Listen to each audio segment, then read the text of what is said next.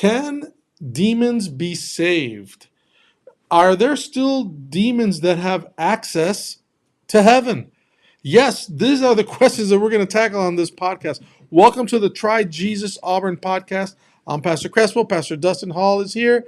This is actually part 2 of our mini-series. Can we call it a mini-series? Sure, yeah. Where we were talking about angels and demons and heaven. Aliens. Yes, and we did a lot of that in the last episode. And here we are. We finished that one. We're starting this one where Dustin was about to dive into the question of, demons having access to heaven still, or is it even possible? And then you're going to touch on, can a demon be saved? Which I get that question a lot. Actually, people say, "Well, can Satan repent? Yeah. Be saved? Can demons repent and be saved?" Well, so we're going to talk about it in this episode. I want to let you know that you can get in touch with us. TryJesusAuburn.com. We have a new feature that's been added. I want to keep putting that out there. If you would like a pastoral visit online, you can get on there, set an appointment with Pastor Dustin. Pastor Dustin, maybe his wife, depending on depending on what you want to talk about, or Pastor Dustin and myself. We'd love to get together with you, at least have prayer with you. But here we are. Let's get into this thing, Pastor Dustin. Yeah, sounds good. So we finished the last one. If for those of you that you should watch it if you haven't, but we finished where you were talking about the scene in heaven in the book of Job. It opens up where the devil comes and he's showing off to God and saying, "Hey." God says, "Where have you come from?" "Well, I've come from the earth, from walking up and down and to and fro, this, that, and the other." And so he came representing earth to, presumably, if he's coming before God, we're assuming it's heaven, right? The throne room of heaven. Yeah. What's the deal? It sounds like the devil has access outside of earth to heaven, to the throne room of God, at least at that moment. Does he still have that access now? Yeah, so it's confusing or interesting because a lot of people have this idea that when Lucifer sinned, he was thrown out of heaven immediately. Yeah. Right? But Job, as we said, shows, well, he's still got access. So the question would be why? Well, the answer comes in the fact that Lucifer was making all these accusations against God, who God is, what God stands for, Right. and basically asking the question, well, if God's withholding all these wonderful things from us, why would we follow him? Why would we worship him? So God's character was on trial. And our other episode that we did, The Origin of Evil, we go in depth into this. Yeah. So I'd suggest people go back and watch that. It was one of our first 13 episodes. But the idea is, if God had killed Lucifer immediately right then and there, the other angels who he had been spreading his lies and his gossip to, would have said, well, maybe Lucifer was right. What Lucifer was saying about God, maybe it was right. Or they could have said, we have to obey God or else he'll kill us. And so God wants love. He wants us to choose him and follow him and choose him out of love. And if he's holding a gun to our head or the angel's head saying, love me, obey me, follow me, that's not really love. So God couldn't just off Lucifer right there. And apparently, it looks like Lucifer even still had access to heaven and the throne room of God, even after he had done all those things. So just for those of you that are watching, what Dustin is doing, he's pulling back the curtain a little bit to talk about some of the things that have to do with God and the Bible, the battle between good and evil. We're kind of looking at I don't know, can I say behind the scenes? Maybe it's in the scene. I don't know what, but we're in the middle of it rather than spectating it, right? So if you've not heard these things before, it's not that it's not new. How often do you hear a pastor get behind the scenes and give you a picture when you start putting all of these Bible passages together? That's what you're doing, right? Yeah. So you're saying Lucifer was kicked out of heaven because of his rebellion, but he still was able to go back. So in that scene in Job chapter 1 is a time when he actually went back. Was it like maybe some special celebration or who knows? Hard to say. But he showed up representing the earth at that one time. So what do you think? I mean, is he able to still do that? Well, that's a good question. So let's turn to Revelation chapter 12. And obviously Revelation being a symbolic book, but it is referring to something specific here. And this sort of story between good and evil, between God and Satan. I don't. Oh yes, I'm sorry. You're right. Yeah, I you went to the got wrong that on one. the There we screenshot go. there. Yeah, there you go. So I would encourage people pull out their Bible and read from Revelation chapter 12, so that you can see this. We're going to begin here. So symbolically, it's talking about a woman, but this woman is a representation of the faithful people who have been looking for Jesus. So this was Jewish people, this was other Gentiles who had been in faith, trusting in God. And so this woman who's clothed with the sun, with the moon under her feet, that's symbolic as well. It's not meant to be taken literally. But verse 2 says something interesting. It says, she was pregnant.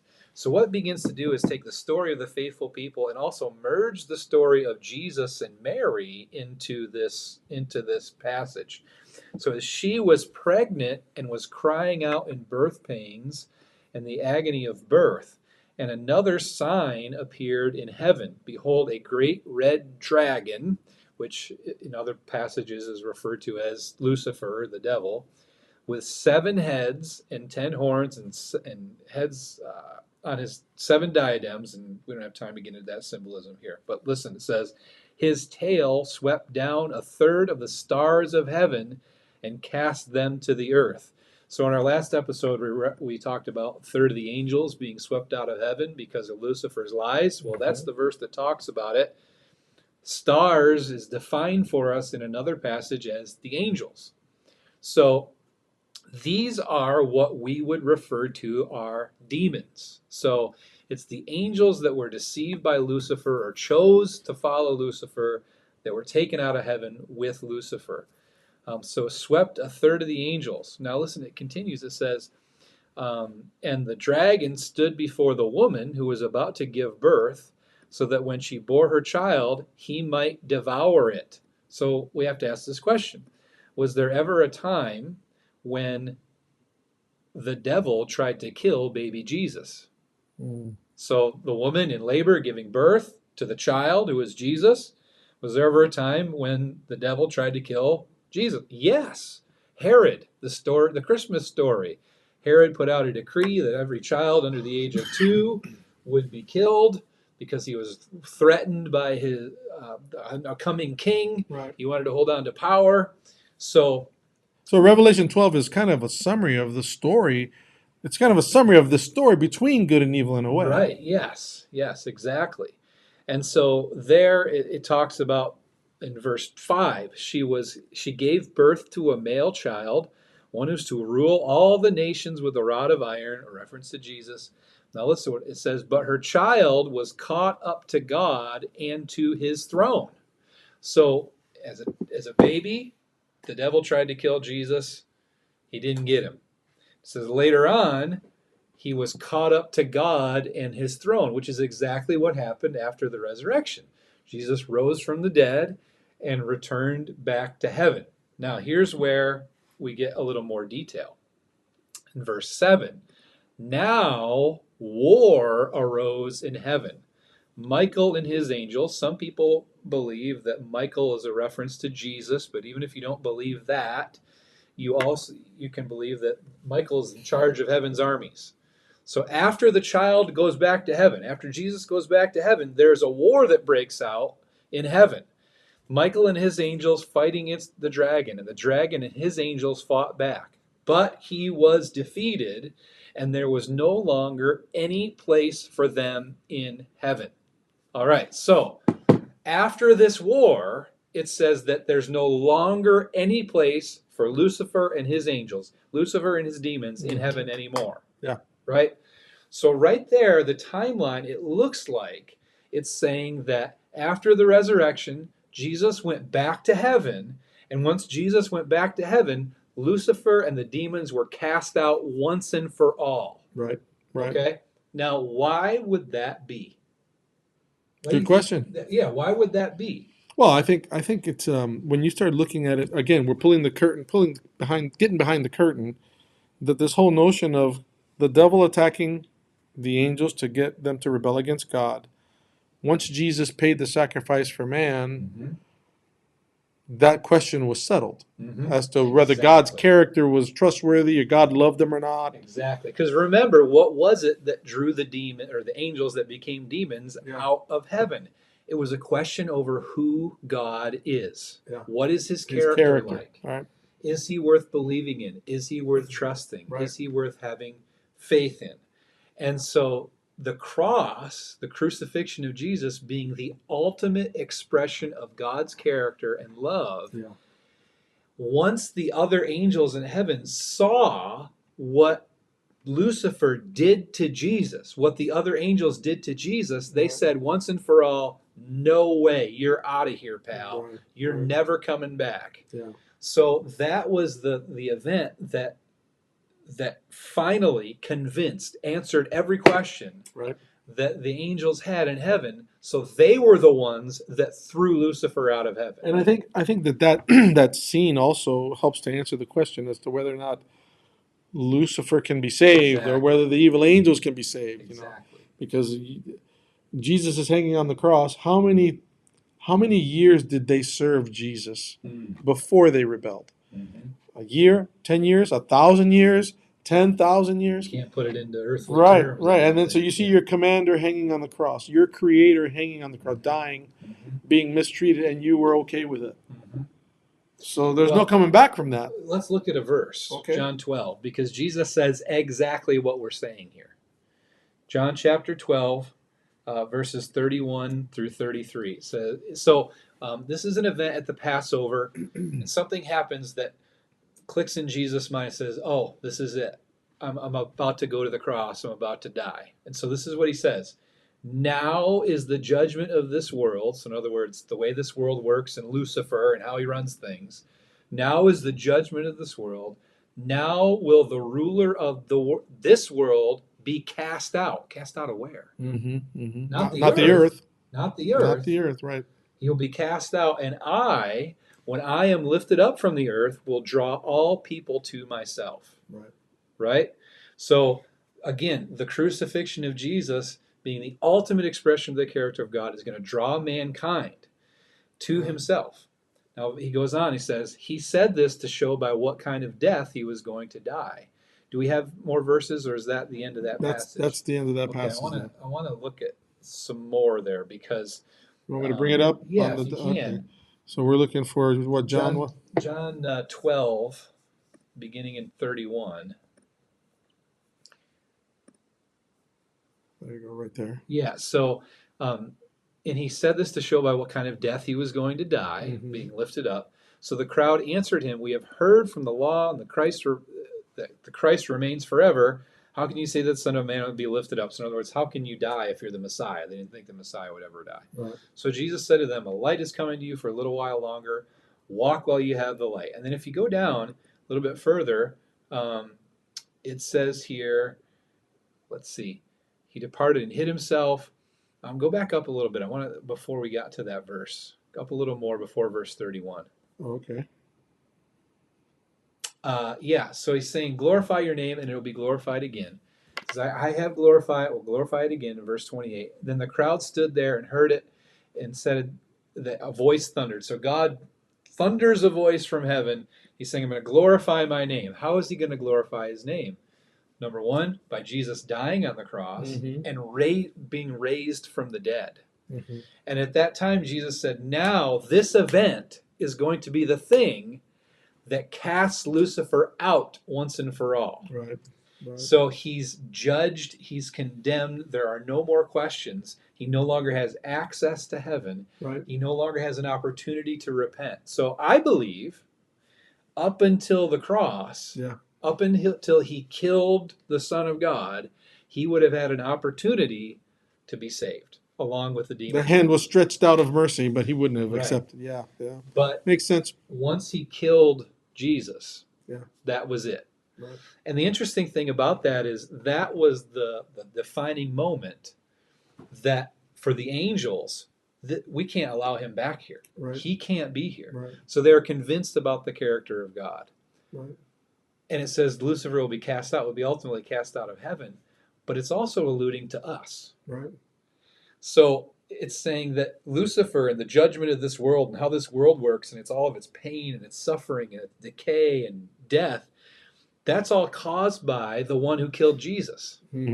So it's this ultimate event where the death of Jesus cast Lucifer out of heaven because the angels have their minds made up. But at the cross, we can make our minds up too. Well, that's powerful. I think the picture you're painting is one that shows that behind the scenes, it is not just about mankind sinning.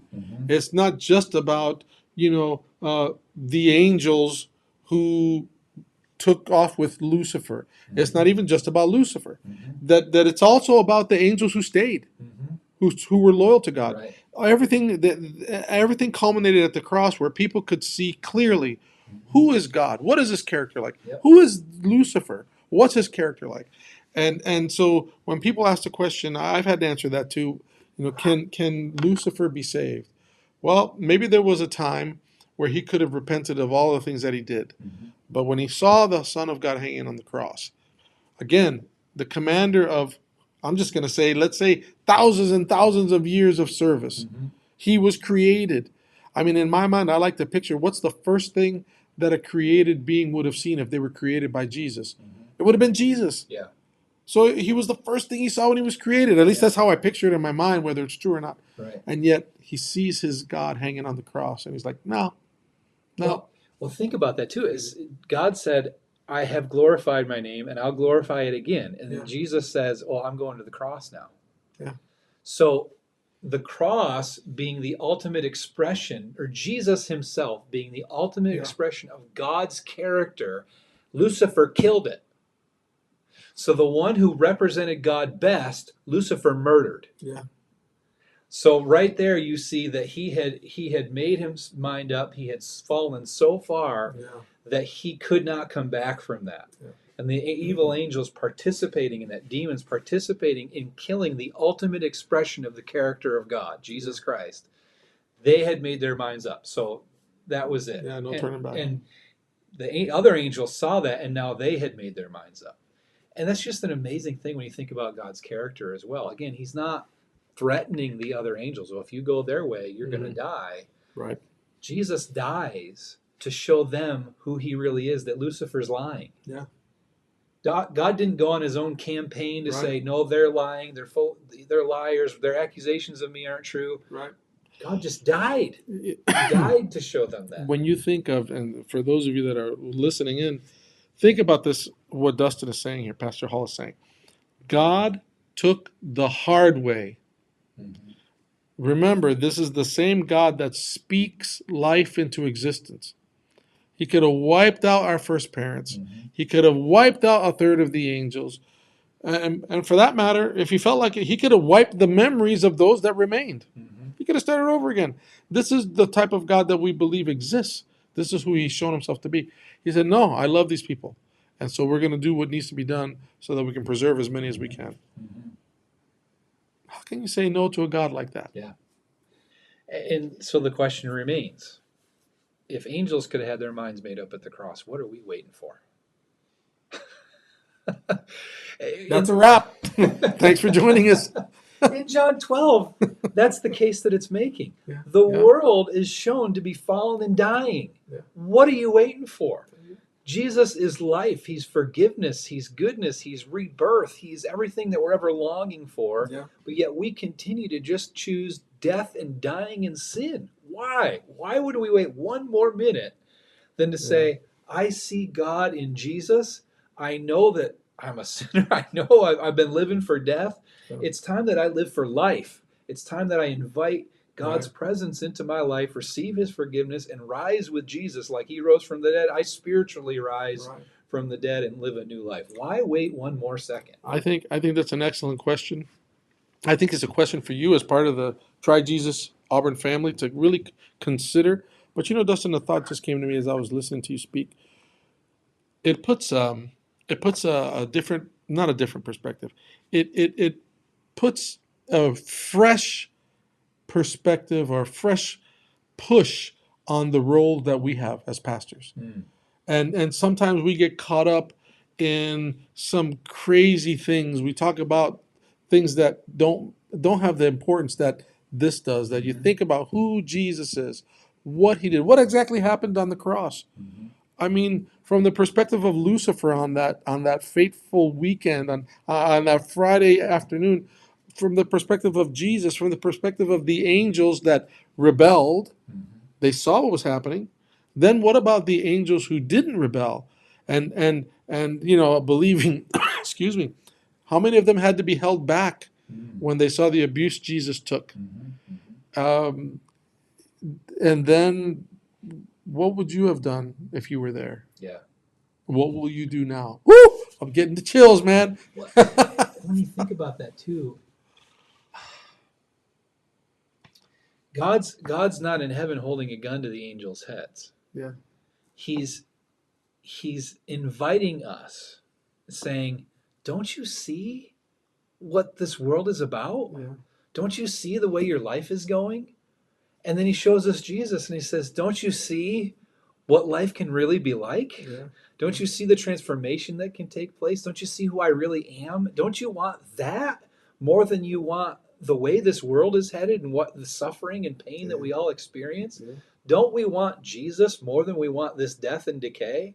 And it's not, a lot of preachers have this turn or burn.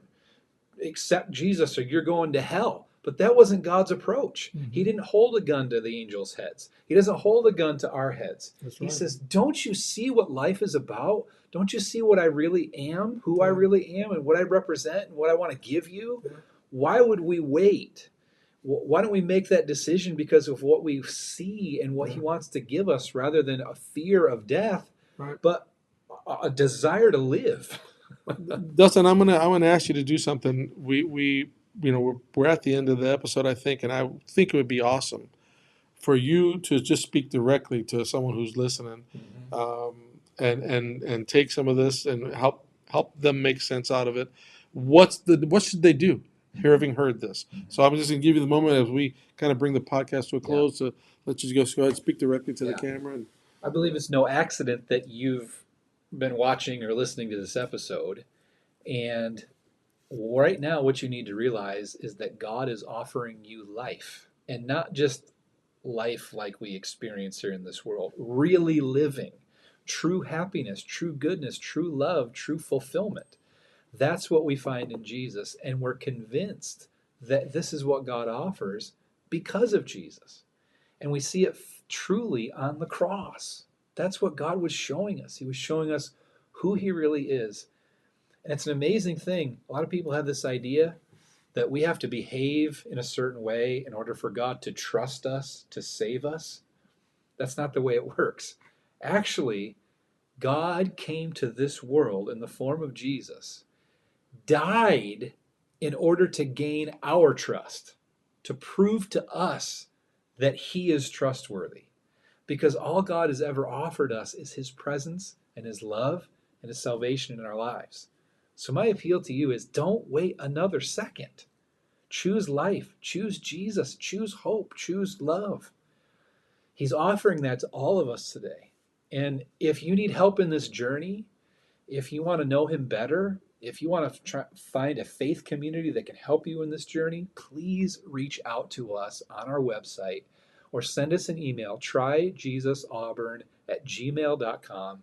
I want to connect with you and help you in this process of understanding who God is, accepting Jesus into your life, and beginning to live for the life that He offers us. that's it. That's what it's all about. There's nothing more that needs to be said. We would love to hear from you at the website tryjesusauburn.com. We'll see you next time.